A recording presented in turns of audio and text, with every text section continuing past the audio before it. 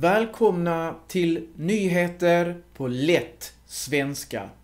Här kan ni träna er hörförståelse på nyheter upplästa med tydlig och långsam röst och få hjälp med bilder för att förstå innehållet bättre.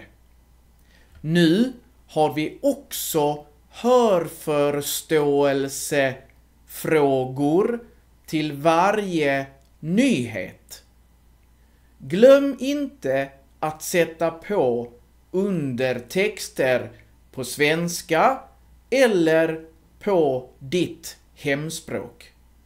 Om ni tycker att jag pratar för långsamt kan ni öka hastigheten till 1,25 gånger i filmens inställningar. Dagens första nyhet handlar om fler protesterar i vården. Sedan slutet av april är det en protest i vården. Det är 63 000 sjuksköterskor och andra som jobbar i regionerna som vägrar att jobba över. Deras fackförbund som heter Vårdförbundet vill att protesterna ska göra att personal får kortare tid på jobbet och fler pauser. Men än så länge har det inte blivit någon ändring. Fackförbundet har inte kommit överens med organisationen SKR. I måndags blev protesterna ännu större. Det är fler som protesterar. 5 000 personer i 29 kommuner vägrar också att jobba över. Protesterna kan märkas på hem för gamla och i hemtjänsten. Det säger Johan Karme som är chef på SKR. Personal i hemtjänsten kan ibland behöva stanna längre hos en gammal person för att hinna hjälpa till. De kan behöva jobba över, men nu kommer de inte att göra det. Om SKR inte ordnar det som Vårdförbundet kräver kan det bli strejk från den 4 juni. Då kommer 2000 från personalen i vården att strejka i 5 regioner. De kommer vägra jobba helt. Våra medlemmar måste få kortare arbetstid för att orka jobba hela livet. Det säger Sineva Ribeiro som är ledare för Vårdförbundet. Det var första nyheten. Ni har en ordlista och ni har 3 frågor. Pausa videon och svara på frågorna.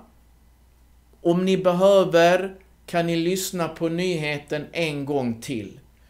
När ni har svarat, då trycker ni på play igen och så tittar vi på rätt svar. Och rätt svar på frågorna är Vad vill Vårdförbundet att protesterna ska leda till? Vårdförbundet vill att personalen ska få kortare arbetstid och fler pauser. Vad kan hända om SKR inte går med på Vårdförbundets krav?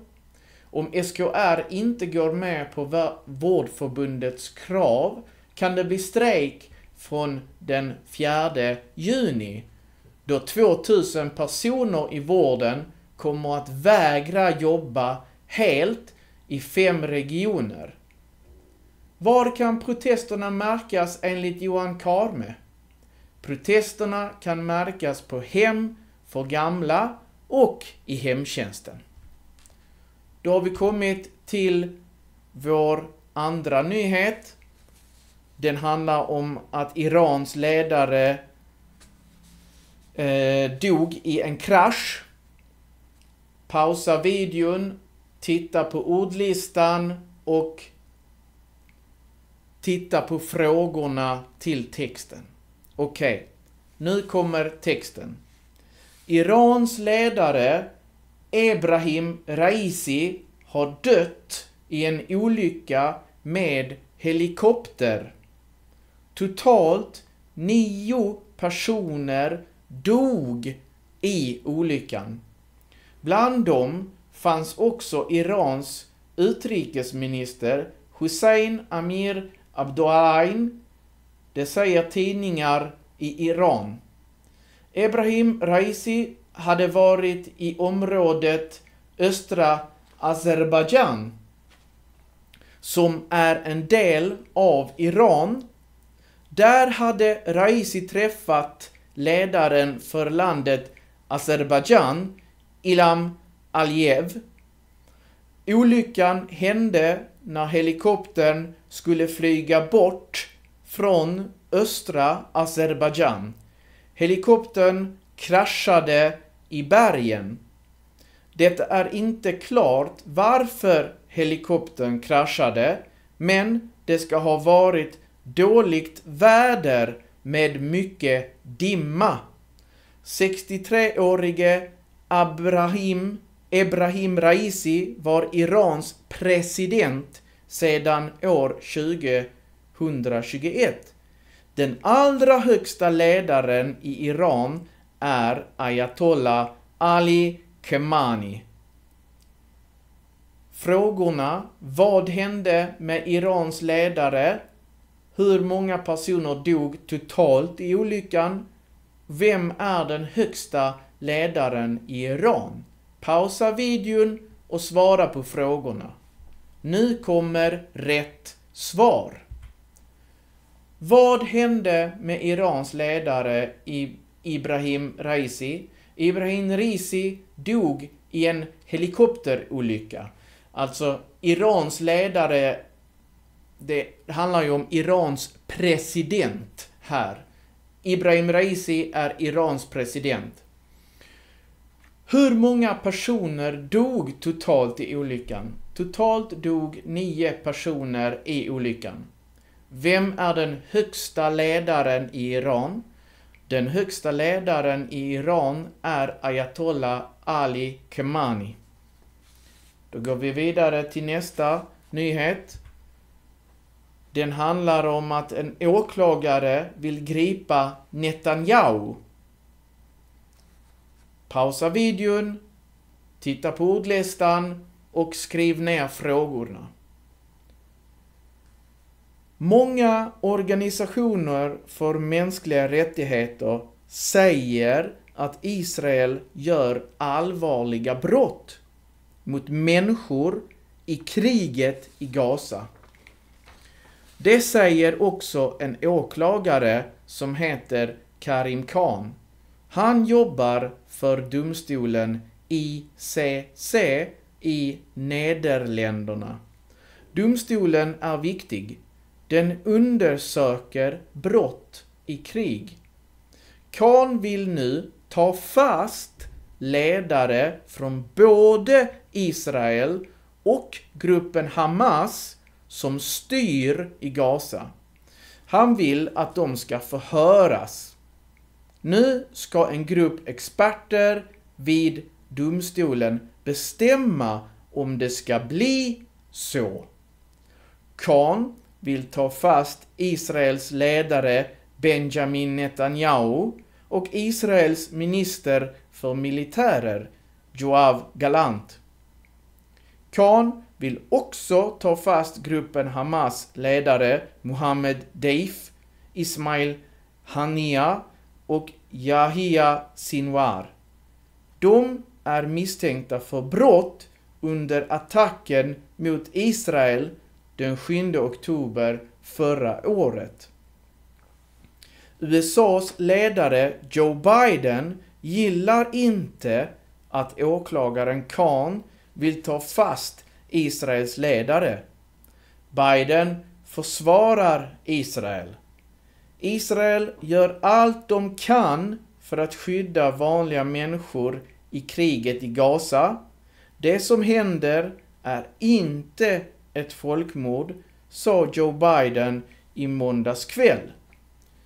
Åklagaren Khan säger inte heller att Israel gör brottet folkmord, men han säger att Israel gör allvarliga brott i Gaza. Samtidigt finns det en annan domstol i Nederländerna som undersöker om Israel gör brottet folkmord i Gaza. Domstolen heter ICJ. Det är landet Sydafrika som har anmält Israel till den domstolen. Frågorna och svaren hittar ni på nästa sida, kommer nu. Pausa videon, svara på frågorna. Vem är åklagaren som vill gripa Netanyahu och vad arbetar han för? Åklagaren heter Karim Khan och han arbetar för domstolen ICC i Nederländerna. Vilka ledare vill Karim Khan gripa och förhöra?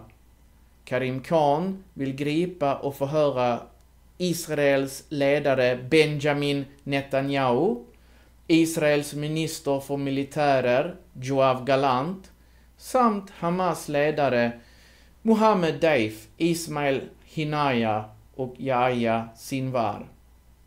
Vad är USAs president Joe Bidens åsikt om att gripa Israels ledare? Joe Biden gillar inte att åklagaren Karim Khan vill gripa Israels ledare. Han försvarar Israel och säger att Israel gör allt de kan för att skydda vanliga människor i kriget i Gaza och att det som händer inte är ett folkmord. Då går vi vidare till nästa nyhet. Rawa Majids pappa intervjuad. Pausa filmen, titta på ordlistan och skriv frågorna innan du lyssnar på nyheten. Nu kommer nyheten.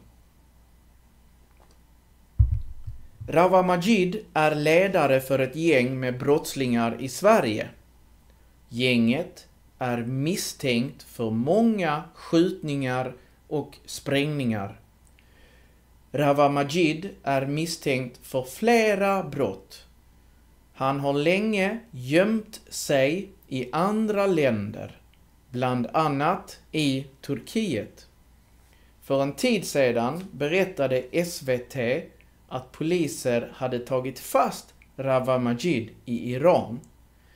Nu har tidningen Aftonbladet intervjuat Rawa Majids pappa i Irak, där han gömmer sig.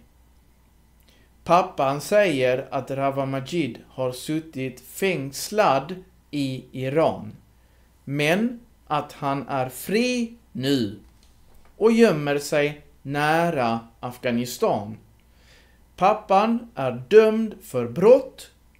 En domstol sa att han fuskat med pengar som kommer från droger som Rawa Majids gäng säljer. Men pappan slapp fängelse.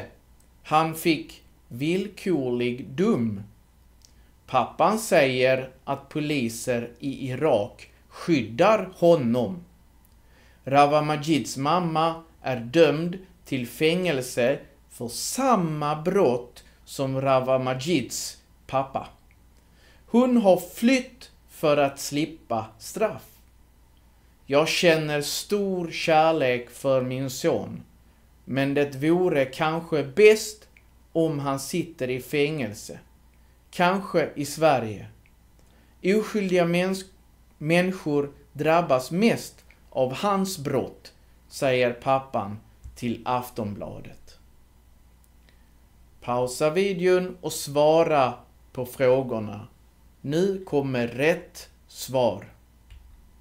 Vad är Rawa Majid misstänkt för?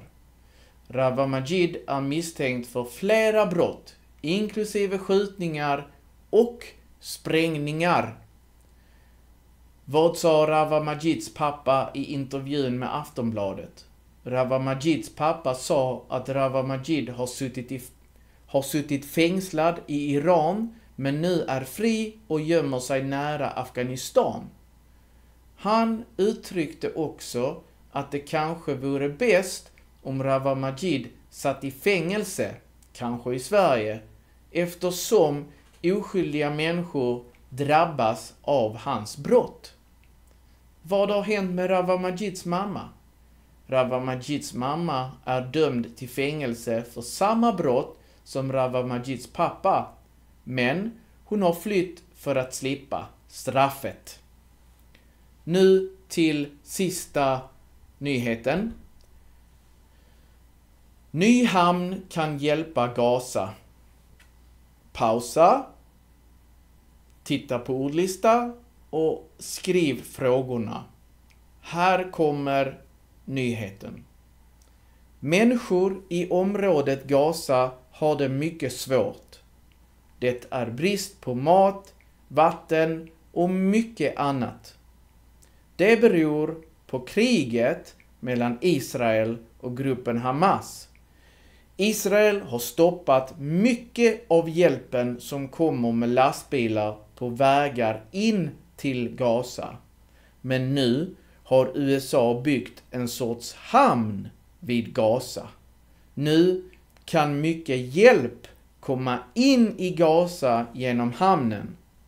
USA säger att ungefär 150 lastbilar om dagen ska kunna komma med båtar genom hamnen och sen in i Gaza. Men USA säger också att hjälpen från hamnen inte räcker. Gaza behöver fortsätta att få mer hjälp från lastbilar som kör från grannländerna på vägar in i Gaza. Svara nu på frågorna så tittar vi på rätt svar tillsammans. Varför har människor i Gaza det svårt? Människor i Gaza har det svårt på grund av kriget mellan Israel och gruppen Hamas, vilket har lett till en brist på mat, vatten och andra förnödenheter. Vad har USA byggt vid Gaza för att hjälpa till med att få in hjälp? USA har byggt en sorts hamn vid Gaza för att mycket hjälp ska kunna komma in i Gaza genom hamnen. Hur många lastbilar om dagen ska kunna komma in i Gaza genom den nya hamnen? Ungefär 150 lastbilar om dagen ska kunna komma in i Gaza genom den nya hamnen. Tack för att ni lyssnar på nyheter på lätt svenska. Vi önskar dig en god kväll.